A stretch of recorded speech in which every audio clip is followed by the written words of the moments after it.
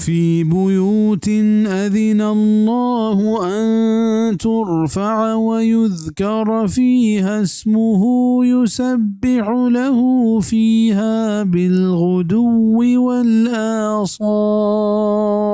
ما هم لوگانی بزا مسجد تانی تہا کہ اللہ حکم داتا کیا بلند کنک ببند وائنی تہا اللہ نام گرک بی آئیے پاکیہ بیان کنت آئی تہا صحب و بیگا چاہیے لوگا مراد مسجد تا کہ مزمین سربرا اللہ پاک کے دوستریں جاگہاں ادا چاہانی بلند کنگا مراد ہمشند کیا آباد کنک ببا و تعمیر کنک ببا و ہمیں پیما اپاک و صاف کنک ہم ببا و ما آئینی تہا فضول و بے فائدیں حبر کنک مبی چاہ عثمان رضی اللہ عنہ روایت ہے کہ واجہ صلی اللہ علیہ وسلم در رائیں کہ ہر کس کے ایک مسجدی جوڑ بکنت اور یہ مقصد تانا اللہ پاک کے رضا بھی اللہ تعالیٰ پائیما بہشتہ لوگ یہ جوڑ کنت. صحیح مسلم کتاب الزہد والرقائق باب فضل بناء المسجد. و ہمیں پیماچہ بی بی عائشہ رضی اللہ تعالیٰ عنہ روایت ہیں کہ واجہ صلی اللہ علیہ وسلم مارا میتگانی تہا مسجدانی جوڑ کرنگے حکم دات وانی پاک و صاف کرنگے. ابو داود باب اتخاذ المساجد فی الدور و صحاحہ الالبانی فی صحیح ابو داود. و ہمیں پیما ایک حدیث تہا کہت کہ ہفت قسم مردم ہست کے محشر میدانا وحدے کے بید اللہ پاک عرش سائگہ دے سائگ نبی آیا اللہ پاک ہوتی عرش سائگہ جاگہ دا چا آئیں یکی ہمایت کے ای دل پا بنگو مسجد تانے کہ قدین بانگ بھی پودین پا مسجد تا برو و اللہ پاک کے